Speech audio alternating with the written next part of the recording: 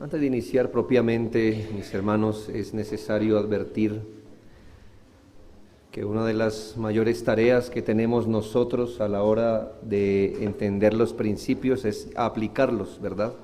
Aplicarlos. Si fuera que todos viviéramos bajo las mismas circunstancias, tuviéramos las mismas providencias, aplicar la palabra de Dios no sería tarea tan difícil.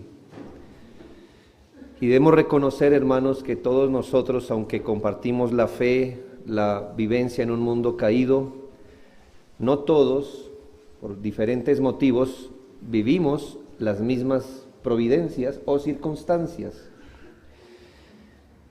Y esto hace difícil la tarea de responder preguntas, porque hay 1000 casos distintos.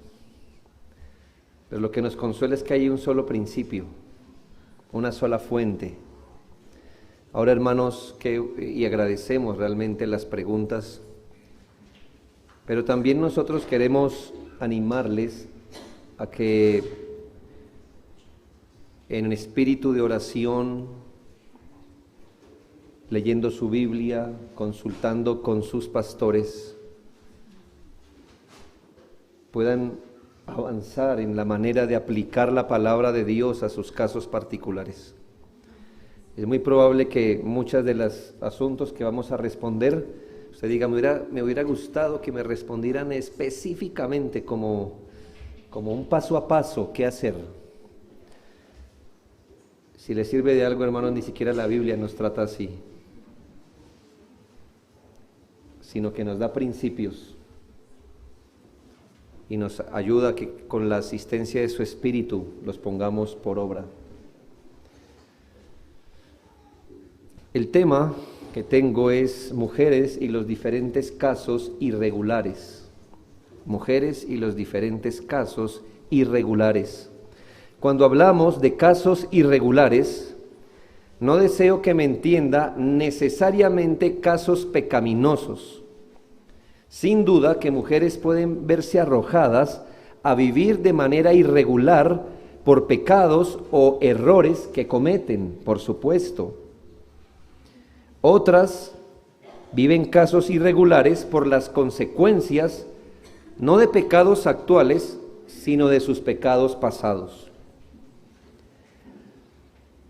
O mujeres pueden vivir casos irregulares por los pecados de otros sobre ellas.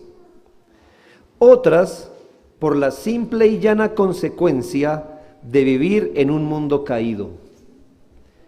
Si hemos entendido el rol de la mujer, su papel en el mundo, ella, como hemos aprendido, en sentido regular, no asumirá un papel de ayuda, de ayuda más bien, no de liderazgo. Ella estará sujeta en su contexto a las estructuras de autoridad que la palabra de Dios le señala. Y aquí creo que respondo varias preguntas. ¿Cómo una mujer puede someterse al hombre fuera del contexto eclesial o familiar según las estructuras, ¿verdad? Según el contexto y las estructuras de autoridad que la palabra de Dios nos señala? Es decir, hermanos, dice la Biblia cómo, no si es mujer o hombre, pero cómo una persona se debe someter a sus jefes. ¿Dice eso la Biblia, sí o no? Lo dice. No necesitamos un versículo que diga, y las mujeres en el contexto del trabajo, no. ¿Qué dice la Biblia? Siervos. ¿Me hago entender? En el contexto laboral, ¿cómo se sometería una mujer? En el contexto laboral, pues obedeciendo las órdenes a sus jefes, en los límites bíblicos, porque si el jefe le dice mienta, pues ahí ni mujer ni hombre deben obedecer. ¿Me hago entender? Y si es el contexto de su casa, ¿cómo lo haría? Y si es el contexto del transporte público, el tránsito, pues, ¿cómo haría una mujer? Pues hay principios bíblicos, cada uno en su estructura. Recuerde que la obediencia, sea de hombres o mujeres, que debemos dar es en el Señor. No porque una autoridad mande, debe ser obedecida a ojo cerrado, sino que nuestra obediencia es en el Señor, lo que significa que como cristianos obedecemos cuando las autoridades dan órdenes de acuerdo a la Biblia, cuando dan órdenes, aunque no esté en la Biblia, no la contradigan, pero podemos desobedecer cuando se nos ordena hacer algo en contra de la palabra de Dios, hombres o mujeres. ¿Qué le estoy enseñando con esto, hermanos? Que no es necesario que usted diga, pero es que no hay un versículo que diga que la mujer... No, hermanos, no es necesario, hay principios. Pero habiendo entendido qué el Señor espera de la mujer en el contexto de las estructuras de familia, iglesia, quizá la sociedad, ha entendido que en sentido regular, la expectativa de Dios para la mujer, lo vamos a ver después en un texto, es que se case, que tenga hijos, que se case hasta que la muerte los separe, que viva en el Señor para su marido, quien en sentido regular le sustentará, trabajará cuidando sus hijos, vivirá para servir a otros en el contexto de la iglesia. Eso es lo que debe pasar, esa es la meta, eso es lo ideal, es la estructura que Dios quiere para la mujer. Pero cuando hablamos de casos irregulares, hablamos de esos casos de mujeres, por ejemplo, abandonadas, viudas, madres cabeza de hogar, mujeres con esposos no creyentes y todo tipo de casos en el que expresar su feminidad no solo tenga el obstáculo de sus propios pecados, sino el obstáculo de situaciones adversas que pueden llegar a impedir en parte el pleno desarrollo de su rol. Un mundo caído, ¿verdad? Y estas cosas pasan. Ahora, lo bueno que ha sido dejar esta conferencia para el final es que usted ya distingue el modelo de mujer bíblica. ¿Me hago entender? Ese es el modelo, este es el ideal. ¿Cuál es el ideal? Esta mujer creada a imagen de Dios, con un valor intrínseco, esta mujer que Dios creó para ser ayuda idónea, esta mujer que anhela tener esposo, que anhela tener hijos, que los tiene, que cuida a su esposo, que cría a sus propios hijos, que vive para hacer buenas obras en el contexto de su casa, en el contexto de la iglesia, de la sociedad, que influye a otras, aconsejándolas cuando ella también haya madurado. Ese es el modelo, ya está reconocido. Este es el modelo. Su caso no es el modelo lo proporciona la Biblia. Ahora, ¿qué ocurre, hermanos? Que vivimos casos irregulares. Y ya que la Biblia está dada para el hombre caído, la Biblia no nos deja oscuras en este asunto, ya que por medio de sus ejemplos y principios generales podemos ubicarnos en reconocer la voluntad de Dios. Sin embargo, hasta aquí hemos visto todo un conjunto de principios, una estructura bajo la cual la mujer ha de andar.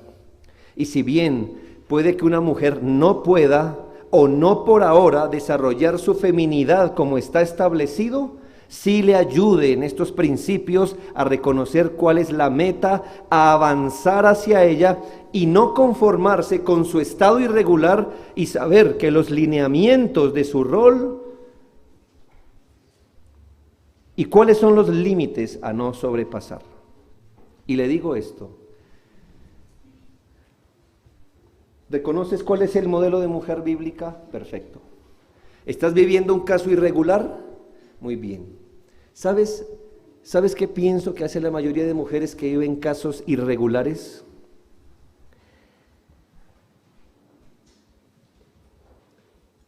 Muchas mujeres, bajo algunas circunstancias donde no pueden expresar su feminidad cabalmente, toman medidas que en lugar de tender un puente de su caso irregular al modelo bíblico, toda medida que toman las aleja más del modelo bíblico. Ya están en un caso irregular, ya no lo pueden remediar. Aquí estoy, en mi caso irregular. Entonces voy a tomar una medida, y la medida que toman no es un paso al modelo, es un paso fuera del modelo. Sus pensamientos corren cada día más al lado opuesto a su rol y van desdibujando para ellas y para otros esa feminidad distintivamente bíblica. Y lo que quizá empezó con una justificación razonable, me tocó ser cabeza de hogar, fue abandonada, me tocó ser cabeza. Ya ves el asunto irregular. Allí está el modelo.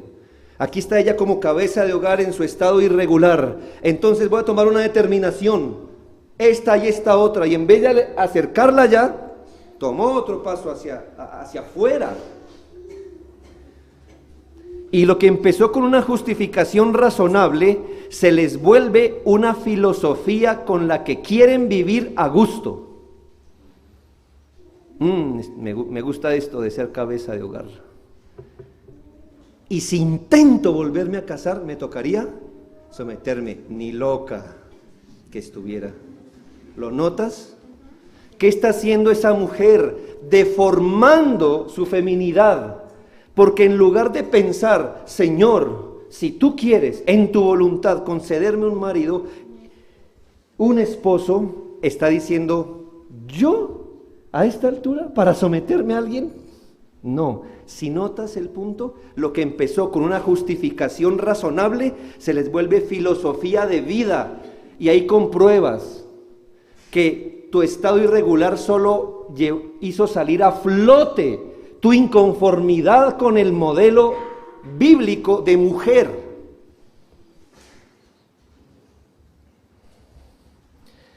Déjeme presentarle 3 ejemplos y 2 principios que nos van a ilustrar. Vuelvo y le digo, hermanos, no tengo el versículo preciso de su caso. El preciso, el que lleve su nombre, no.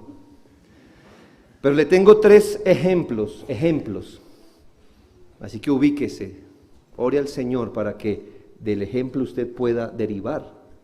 Y 2 principios, 2 textos bíblicos que nos van a ilustrar y enseñar la manera en que la mujer bajo casos irregulares se mueve bajo el marco de su rol, pero no se queda allí, sino que busca adaptarse lo mejor posible a la feminidad bíblica.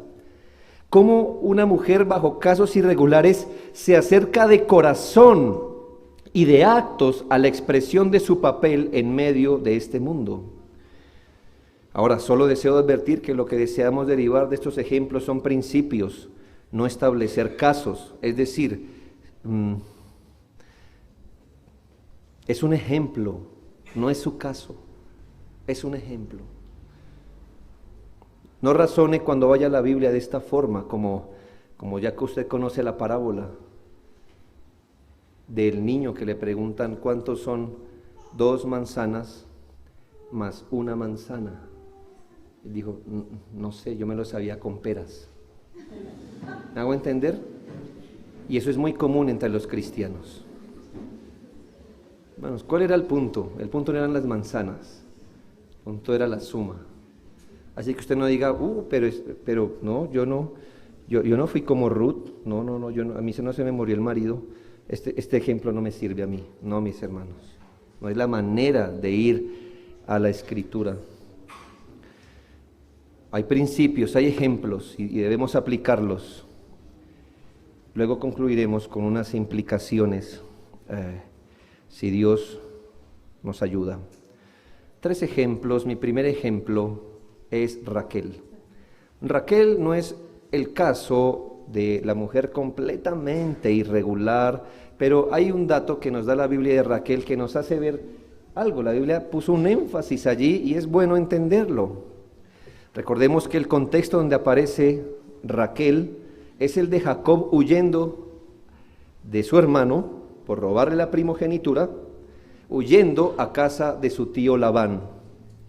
Tras haber usurpado la primogenitura de su hermano, debe huir y es encomendado a ir donde su familia, es decir, no, ojalá vayan de su familia allá. Tras un largo camino, Jacob llega a un pozo donde pregunta por su tío, si alguien conocía a Labán. En medio de esta conversación dice la palabra de Dios en Génesis 29:9. Mientras él aún hablaba con ellos, Raquel vino con el rebaño de su padre porque ella era la pastora. la única pastora que hay en la Biblia, ¿oyó? Y era de ovejas, y era de ovejas literales. El único. Pero no es mi punto. ¿Por qué simplemente no se nos describió Raquel como la hija de Labán?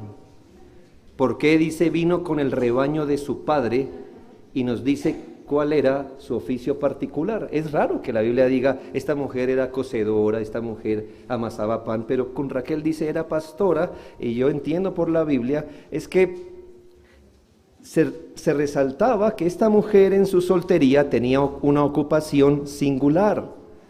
Su padre le encomendó el cuidado de los rebaños.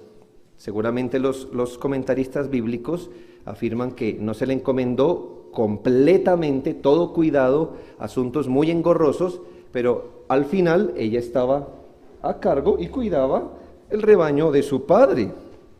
Allí junto al pozo estaban varones que no querían quitar una piedra. ¿Por qué? Porque la costumbre era, si vamos a destapar el pozo, esperemos que haya muchas ovejitas para abrevar, no lo andemos destapando y tapando otra vez, y allí estaba el asunto. El punto aquí es que se nos muestra que en su soltería Raquel ayudaba en la economía familiar, en labores que ella podía hacer y que le delegó su padre. ¿Me hago entender? Ella no dijo, no, pues soy mujer, no, yo no sirvo para nada. No, ella ayudó a la economía familiar, a administrar las cosas que Dios le había dado a su padre en lo que ella podía hacer. Note que es interesante que Raquel no era la cazadora de la familia, pero podía hacer alguna labor. Y la hacía bien, tanto que la Biblia nos dice, ella hizo tal cosa. El reconocimiento de su rol de mujer, que creo que ella lo entendía mejor que muchos, no le impedía cumplir con las labores que podía realizar sin necesariamente alejarse de su papel en el mundo de Dios. Note que el punto no era, ella era mayordoma o jefe de 50 hombres. No, hermanos. ¿Me hago entender el punto? Es interesante que ella, al ser pastora de ovejas, muy diligente, y hasta se le conocía como la pastora de ovejas, nada de lo que hacía contradijo su rol. Nada de lo que hizo contradecía su rol. Dice un autor antiguo, en común con el hombre, la mujer es llamada donde ella sea soltera y dependiente al trabajo para su propia manutención, una condición a la que gran parte de la comunidad está necesariamente sujeta por las circunstancias de su nacimiento. ¿Qué dice este autor? Hermanas solteras, trabaje para su sustento, bajo el orden bíblico, trabaje. La diligencia en el trabajo le incumbe a ella tanto como al varón, y la ociosidad es tan inexcusable en ella como en el hombre. Familias que quieren hacer la voluntad de Dios piensan, ¿mi hija debería salir a trabajar? Mi pregunta es, ¿y por qué piensas que no? ¿Por qué piensas que no? ¿Qué de lo que va a hacer, a menos que lo que vaya a hacer contradiga el rol distintivo de la mujer? Pero si no, hermanas, la ociosidad no es corona de ni el hombre ni la mujer. Una mujer soltera debe proveer para sí misma de un modo u otro, de acuerdo a las circunstancias de su nacimiento, de su situación. Emplearse no es considerado una degradación de sí misma.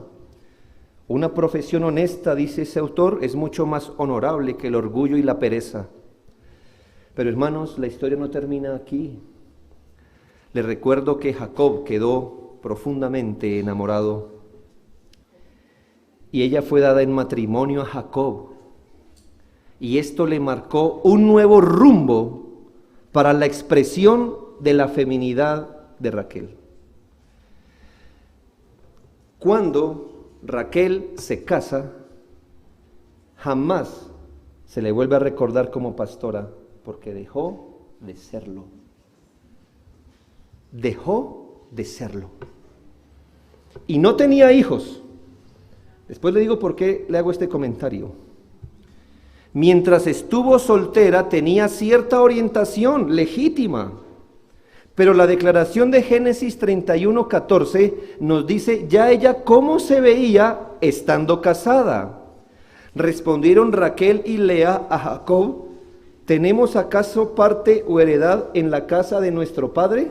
Un momento, cuando era soltera, ¿qué dijo? Administraba el rebaño de su padre. Cuando se casó dijo: ¿tenemos parte en los negocios de nuestro padre? No.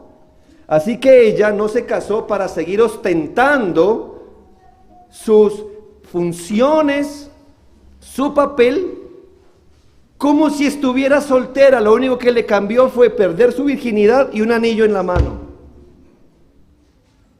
No, hermanos, así no pasó.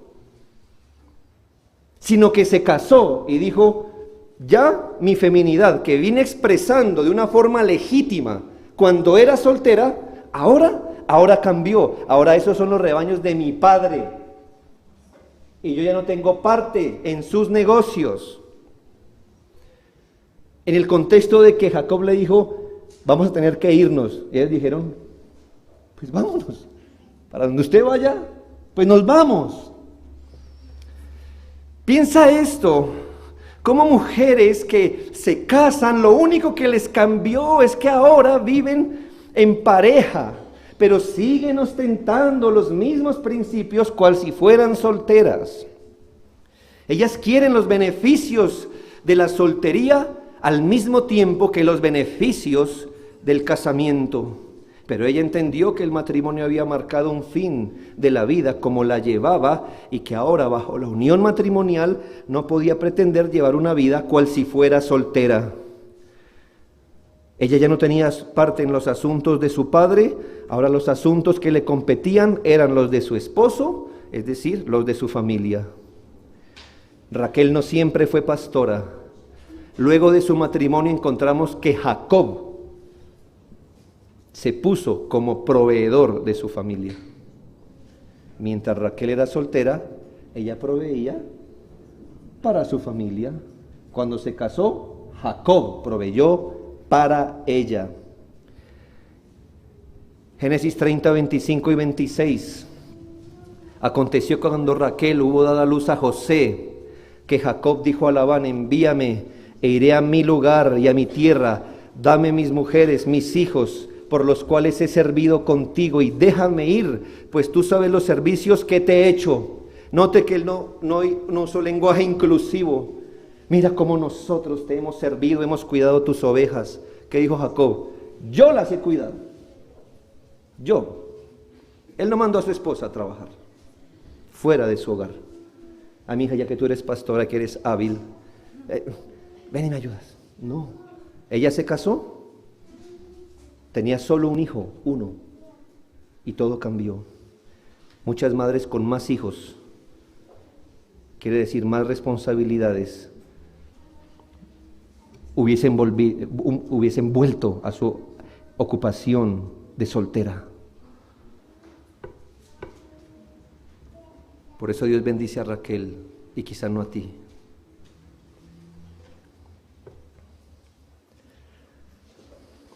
Segundo ejemplo, ve acumulando principios en la mente. ¿Me hago entender? Tú no puedes decir: bueno, yo no soy pastora de ovejas, así que este ejemplo pasa el siguiente, pastor. No, otra vez no.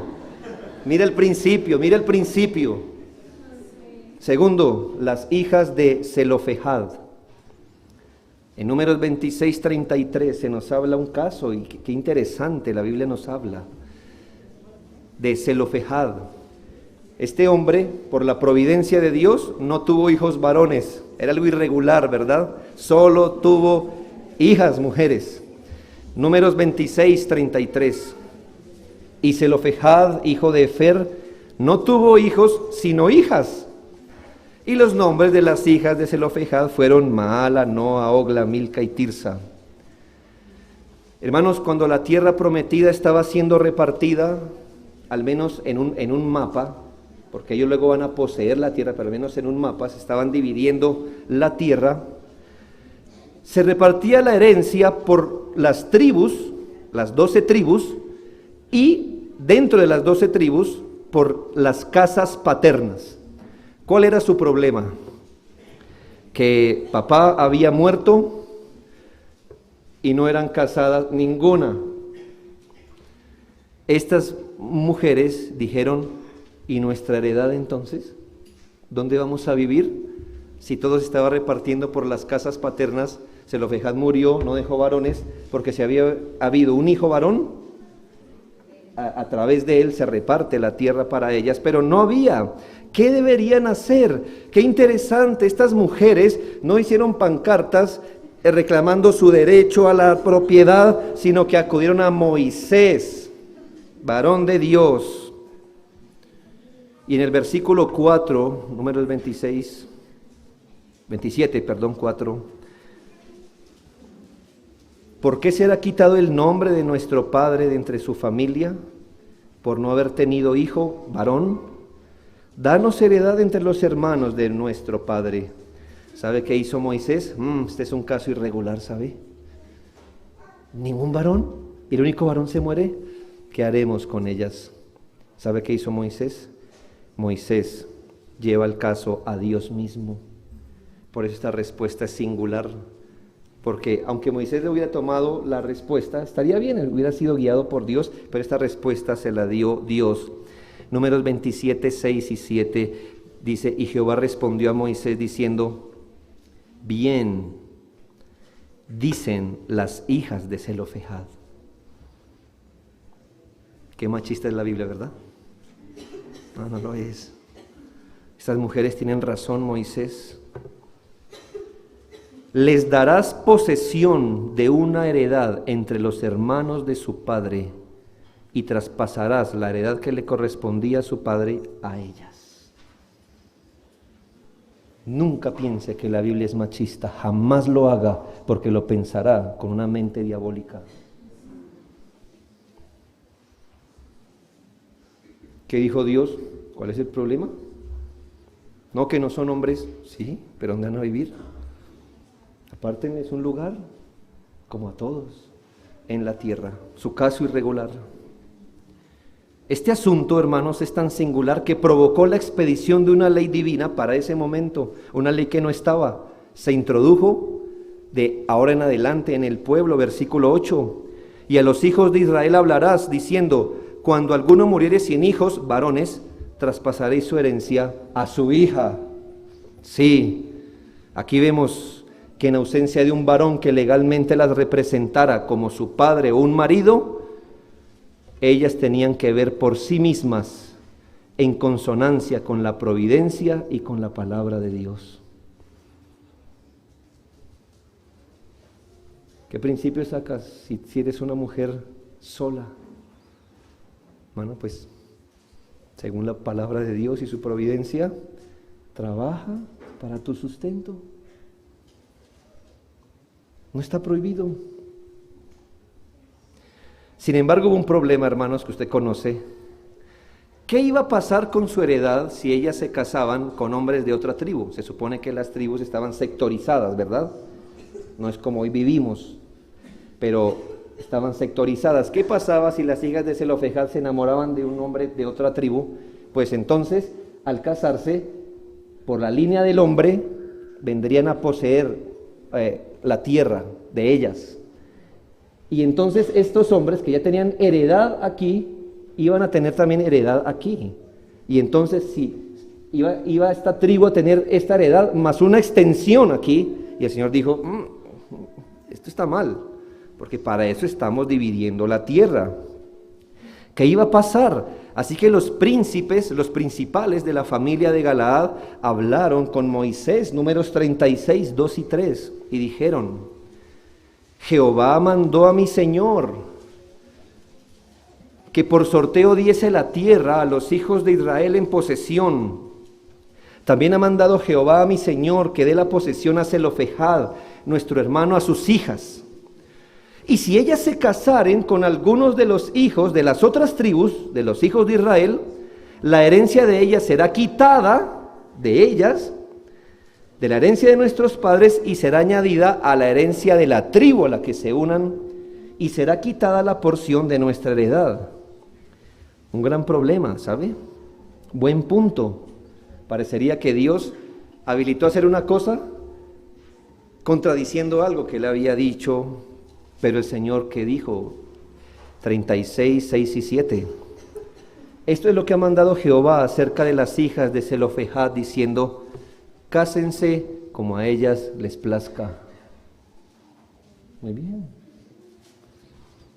Pero en la familia de la tribu de su padre se casarán, para que la heredad de los hijos de Israel no sea traspasada de tribu en tribu, porque cada uno de los hijos de Israel estará ligado a la heredad de la tribu de sus padres. Mientras permanecían solteras, tenían su heredad, ellas deberían ver por sus propios medios para su sustento y herencia, buscando el consejo de Dios. Ellas eran libres, pero al casarse, ya la heredad no era de ellas. ¿De quién era? De su marido. Así que ella no dijo: no, yo tengo heredad y ahora usted viene que no ha trabajado y entonces le tengo que ceder mi parte. No, esta es mi casa, este es mi esposo, pero esta es mi casa. Se casaron y la expresión de su feminidad cambió. Algo que era lícito hacer cuando eran solteras, no era lícito seguirlo haciendo al casarse. Su posición cambiaría. Ellas no podían decir: esta ya es mi heredad, era la heredad de su esposo.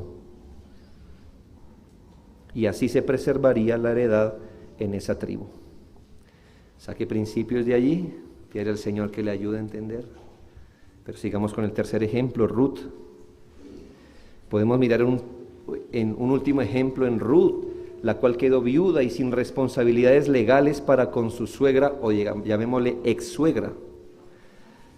Tanto su suegra como ella enviudaron, usted sabe la historia. Y aquí hay dos mujeres solas, viudas. ¿Cómo razonaron? Ruth 2:2. ¿Cómo razona uno en una situación irregular? Y Ruth la moabita dijo a Noemí: te ruego que me dejes ir al campo y recogeré espigas en pos de aquel a cuyos ojos hallaré gracia. Y ella le respondió: ve, hija mía. ¿Cuál era el punto, hermanos? Estaban solas, no tenían un hombre que respondiera por ellas. ¿Qué les tocó hacer? Hermano, trabajar. ¿Qué hacemos? No era que el esposo no quería trabajar. No es que el hombre le dijo: ayúdeme, mija, que no alcanzo. El punto es otro. No tenían un medio legítimo para hacerlo. ¿Y qué hacen estas mujeres? Hacer lo que deben hacer y hacerlo bien, porque usted sabe qué tipo de trabajadora fue Ruth.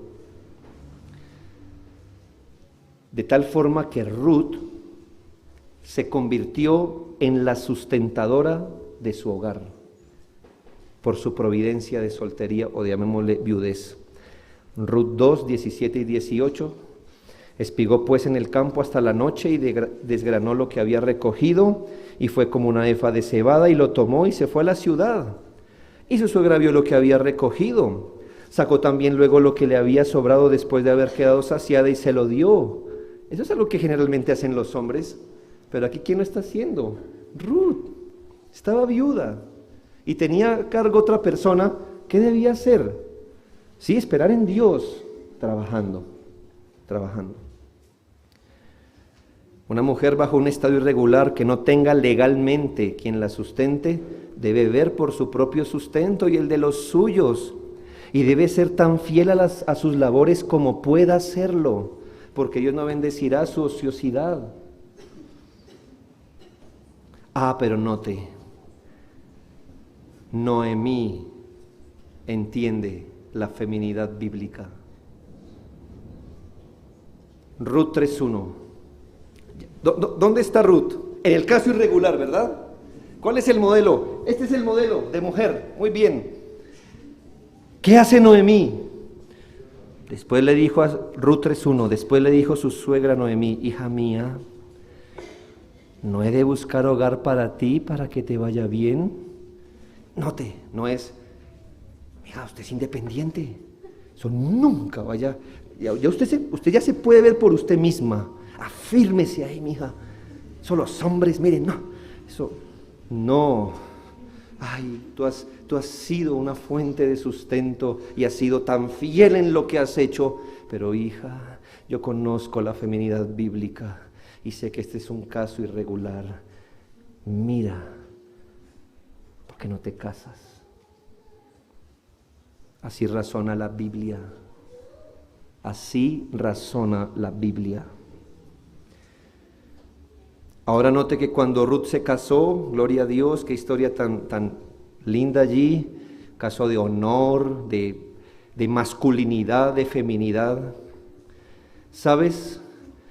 Cuando Ruth se fue a casar, los deseos hacia ella no fueron, oh Ruth, que seas una empresaria competente, ya has mostrado tu habilidad, que tengas mucho dinero, que disfrutes de la vida, igual que si tú no te hubieras casado, porque mira, vos y tú iguales, igualdad de género, tiene derecho y tú también, Ruth. Escuche, Ruth 4, 10 y 11, escuche las bendiciones sobre esta mujer.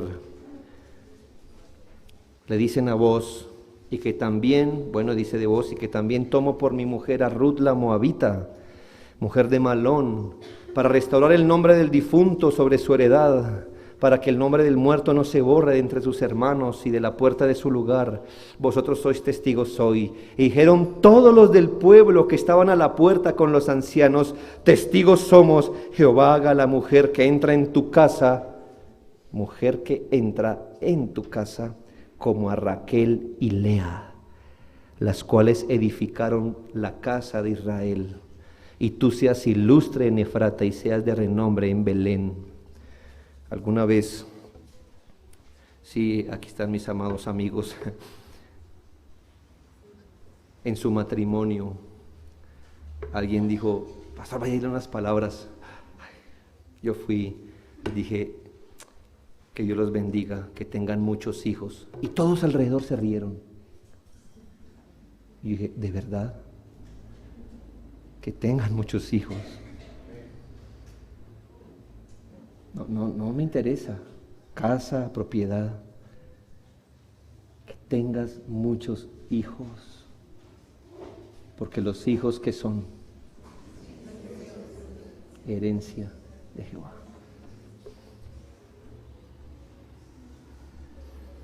Ruth, que Dios te haga como Raquel y Lea. Antes se le apoyaba y se le apoyó y se le alabó en ser sustentadora de ella y de su suegra. Ahora se casó y ¿qué se le alaba? Que sea una mujer buena, una buena esposa, una buena madre.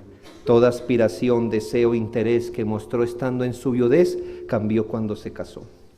Dije 3 ejemplos, ahora 2 textos. Primera de Pedro 3, 1 y 2, asimismo vosotras mujeres, Primera de Pedro 3, 1, 2, asimismo vosotras mujeres estad sujetas a vuestros maridos, para que también los que no creen en la palabra sean ganados sin palabra por la conducta de sus esposas, considerando vuestra conducta casta y respetuosa. Me ha alcanzado el tiempo, hermanos, quiero que veas algo sencillo. Una situación irregular, porque lo regular es que los matrimonios sean en yugo igual, no en yugo desigual. Pero por la providencia de Dios, la mujer creyó, el esposo no creyó, y ahora tienes un asunto irregular, una convivencia matrimonial en yugo desigual, que dice la Biblia. Mira, mujer, debes tener una conducta tal que tu esposo le sea obvio considerar la manera casta y respetuosa con la que andas. Alguna mujer pudiera razonar que ya que su marido no era creyente, ella entonces sí podía asumir autoridad sobre él. Era tentador porque si el esposo no se somete a Dios, ¿por qué la mujer habría de someterse a él? A muchas mujeres se les enseña que deben someterse a sus maridos en la medida que sus maridos se someten a Dios. Eso es mentira. Una mujer no se somete a su marido en la medida que su marido se somete a Dios. Una mujer se somete a su marido porque ese es el principio. Y se somete en el Señor. Si el hombre es un hombre de Dios, gloria a Dios. Si no es un hombre de Dios, ella se somete a él también, en el Señor. Aquí no se dice que la mujer debe establecer una comunicación en lenguaje de señas de su esposo, ¿verdad? Porque no le puede hablar, pues todo en señas. No, ese no es el punto. El punto es que su trato con él no debe ser basado en la instrucción, en la autoridad hacia él, sino en su conducta. Mi segundo texto, 1 Corintios 7:34. Hay asimismo diferencia entre la casada y la doncella. Dice la Biblia, la doncella tiene cuidado de las cosas del Señor, la soltera tiene cuidado de las cosas del Señor para ser santa así en cuerpo como en espíritu, pero la casada tiene cuidado de las cosas del mundo, de cómo agradar a su marido. La palabra de Dios asume que unas son las responsabilidades de la casada, otras de la soltera. Y en el caso de la soltera, ella es caracterizada porque tiene cuidado de las cosas de Dios para ser santa en cuerpo como en espíritu. La expectativa está bien, la mujer ideal se casa, pero mientras no te cases, entonces puedes usar la soltería para desdibujar la feminidad bíblica. Soy soltera. Puedo viajar, puedo ejercer dominio sobre el hombre, puedo hacer esto, puedo hacer lo otro. La Biblia no habla así. Tu soltería tiene que consistir en tener cuidado de las cosas de Dios y en tu santidad en cuerpo como en espíritu.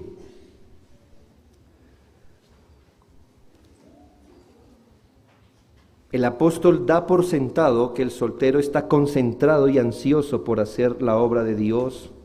Y es precisamente el reproche que podemos hacerle a los solteros. ¿Saben cuál es el modelo, verdad? Bíblico, pero son solteros. Pero aman la soltería. ¿Por qué? Se lo presentan a usted así, que es una gran responsabilidad casarse. No uses esas palabras. Lo que eres es egoísta y no quieres lidiar con someterse, eres orgullosa, no te quieres someter, eso es lo que pasa. No digas responsabilidad, es orgullo. No quieres lidiar con el amor a un hijo, no quieres deponer tus intereses por amar a otro. Te gusta viajar, te gusta comprar, te gusta estar libre, eso se llama egoísmo, mundanalidad. No me digas responsabilidad. Si amas la responsabilidad, puedes ser responsable aún siendo casada y con hijos. No hay preocupación de los solteros por hacer la obra de Dios, sino concentrados en su propio y pequeño y débil mundo. 4 aplicaciones finales. Primera, las mujeres siguen siendo mujeres aun cuando estén bajo situaciones irregulares. No te olvides, las mujeres siguen siendo mujeres aun cuando estén bajo situaciones irregulares. Las diferentes situaciones que pueden llegar a experimentar no las hace hombres, ni les anima a pensar ni comportarse como un hombre. Las situaciones irregulares jamás le conceden a un cristiano un permiso implícito para pecar, para agradar la carnalidad, para huir de su servicio agradable a Dios.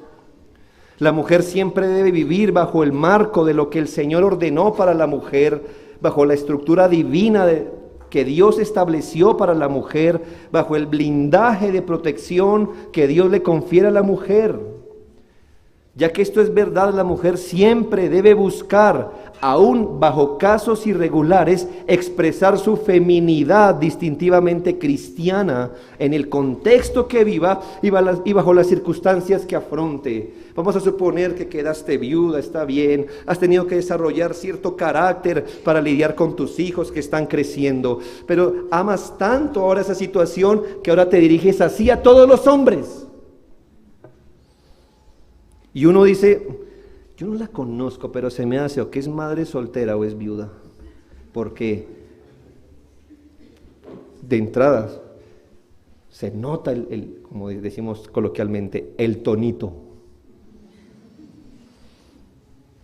Esa mujer no ha entendido que si bien está en un caso irregular, jamás debe desdibujar un espíritu afable y tierno, como se nos enseñó. Pero es que a mí me ha tocado lidiar con mi hogar, entonces voy a llegar a la iglesia y voy a ordenar a estos hombres, porque es que no traen las mesas, ¿verdad? En el almuerzo. ¿Qué hubo, hombres? Las mesas, las mesas.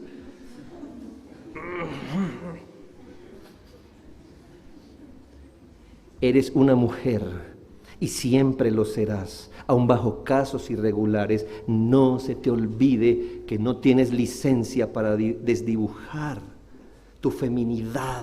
No la tienes. No la tienes. No la desdibujes ni para ti ni para otros. Sé una mujer que teme al Señor.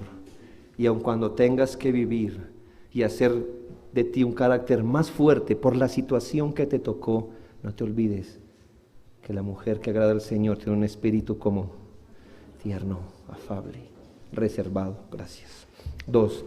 Las mujeres que se ven temporal o permanentemente viviendo en situaciones donde fueron arrojadas a asumir una función anexa a su rol, y busqué estas palabras porque algunas personas dicen, no, a mí me tocó asumir el rol del hombre. No, nunca puedes hacer eso. Lo que sí puedes asumir es una función anexa a tu rol. Tienes tu rol. Y muchas personas, unas mujeres piensan, este es mi rol de mujer, pero como no puedo, entonces voy a tomar el rol del hombre y lo voy a sustituir. No, lo que pasa es esto, tienes tu rol de mujer, lo cual nunca vas a olvidar, a ese le vas a añadir ciertas características que no venían contigo. Mujeres así deben buscar bajo la gracia de Dios y el consejo de la Escritura cómo responder a sus nuevas y particulares demandas sin socavar su feminidad distintivamente bíblica.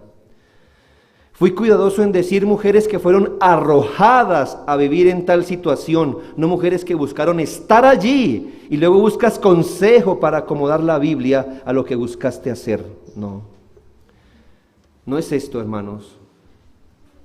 No es la mujer que está trabajando arduamente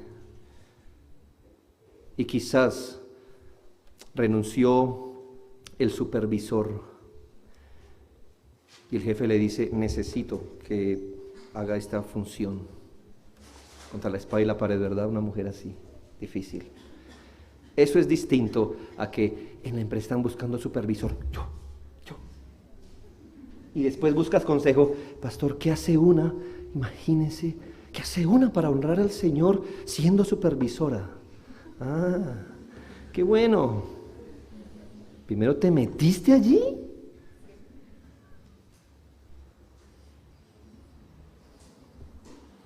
Pero siguiendo adelante, la mujer no debe temer procurar bajo el orden bíblico acercarse al modelo regular. ¿Sabe qué le dice el Señor a las viudas?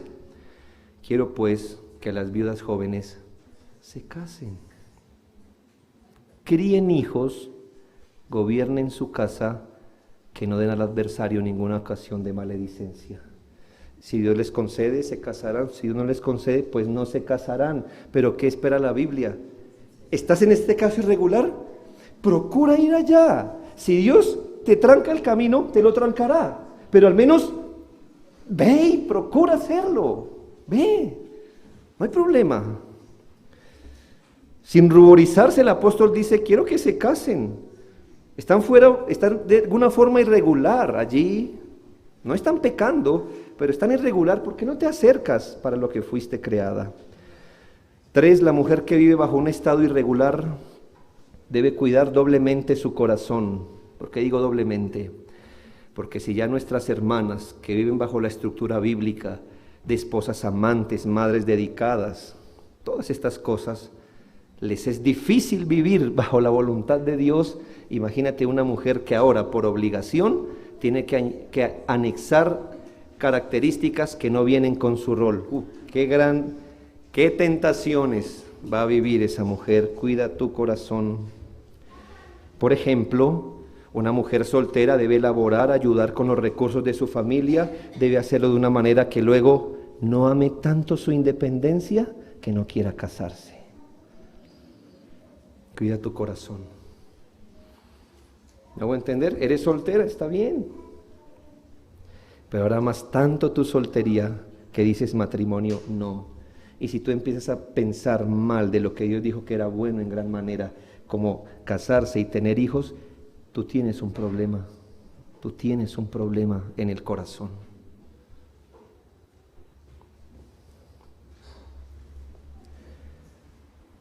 Ella va a decir, bueno, está bien si me quiero casar, pero no quiero tener hijos.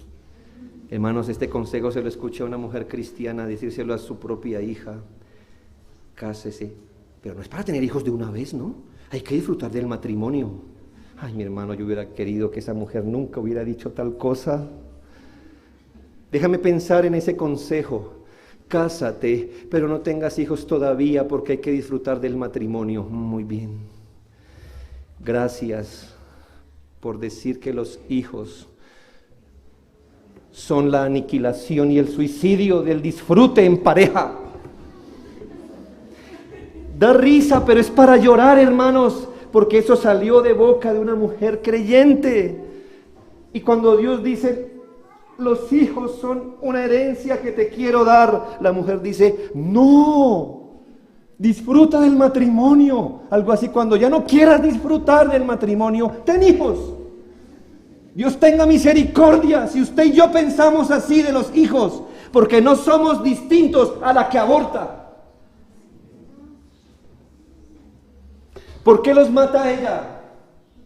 Porque los odia, porque no quiere lidiar con ellos. ¿Por qué no tienes hijos? Porque no quieres lidiar con ellos.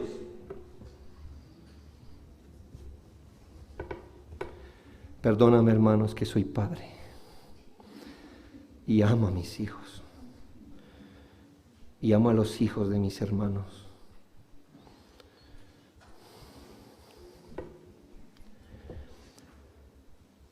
Siempre se aconseja que una mujer soltera, aun si va a estudiar algo, jamás pierda de vista su rol. Piensa esto. Soy soltera, ¿puedo estudiar, pastor? Pues estudie, hermana, ¿verdad? ¿Qué vas a estudiar? ¿Cómo mandar a los hombres?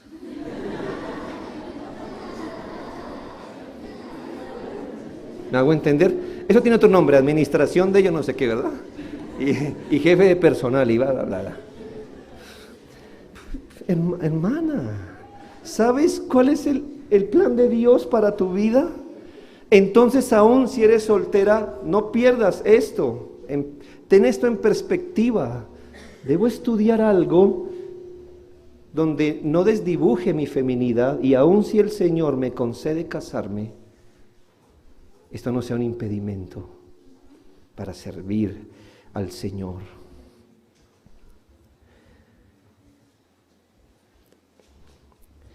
Cuarto deseo señalar el asunto por el que siempre los pastores somos consultados.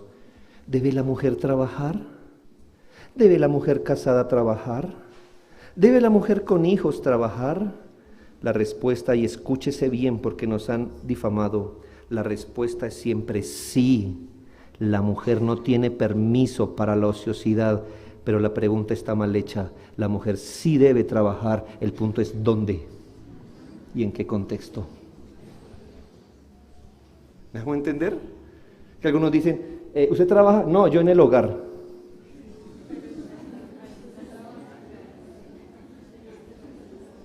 Qué horrible.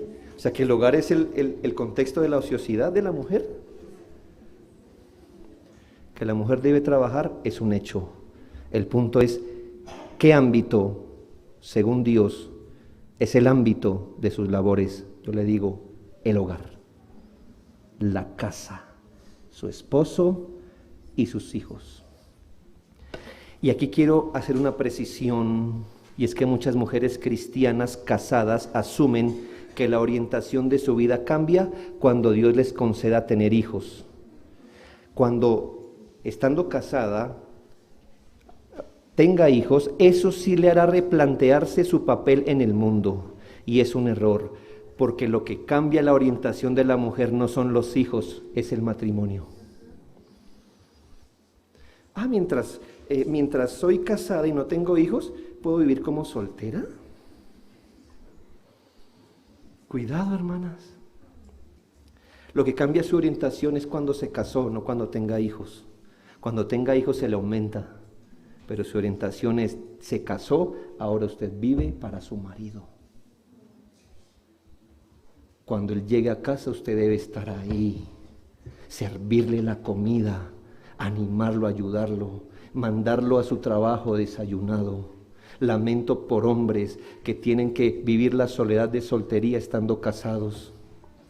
Se tienen que preparar su propio desayuno igual, se tienen que lavar su ropa igual. Llegan a casa y no está su esposa está casada con él, pero no lo está.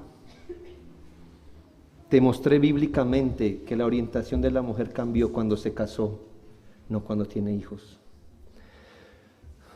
Pero una mujer casada sí puede trabajar, ¿verdad? Mientras tiene hijos. Esa respuesta te la dejo a ti. ¿Qué cambia la orientación de una mujer? ¿Los hijos? O sea que cuando los hijos se vayan de la casa, ¿qué? Y si Dios no te concede hijos, ¿qué? ¿No vas a ser nunca esposa? Y por último, solteros. Muchos solteros sacan adelante 1 Corintios 7 para justificar la soltería. Pastor, según la Biblia, ¿están los solteros? ¿Y se quedan así? ¿Mejor? ¿Verdad? Bueno, te voy a tomar de 1 Corintios 7. Me sacas 1 Corintios 7 para justificar tu soltería, pero te vas al mundo para definir cómo vive un soltero. ¿Me citaste la Biblia en 1 Corintios 7? Muy bien. Ahora dime, según 1 Corintios 7, ¿qué hace un soltero? ¿Me hago entender? ¿Me quieres citar 1 Corintios 7 para decir, hay gente soltera que no se casa? Yo te diría, exacto, sí, en la providencia de Dios hay gente que siempre se va a quedar soltera. Ahora, no te me vayas de 1 Corintios 7, no te vayas. ¿Qué hace un soltero según 1 Corintios 7? Se dedica a servir al Señor. La soltería es el escondite moderno para no tener que cargar con responsabilidad, para no tener que experimentar lo que es la sujeción, para no tener que amar sacrificialmente a otros. Es mejor viajar y no ser hogareña, es mejor conocer gente con la que jamás estarás comprometida. Es mejor sacrificarte por la carrera, es decir, por algo, no por alguien. Es mejor amar las cosas, no las personas. Es mejor mantener una mascota que sacrificarse por un esposo e hijos. La soltería no se hizo para viajar, conocer el mundo, gastar plata en ropa. La soltería se hizo para vivirla para Cristo y para prepararse para un futuro matrimonio que de seguro llegará. Que el Señor nos ayude a hacer tal cosa. ¿Vives en un caso irregular? Ora al Señor. Dirígete en la gracia de Dios, en la voluntad de Dios, esperando en Él al modelo bíblico de mujer.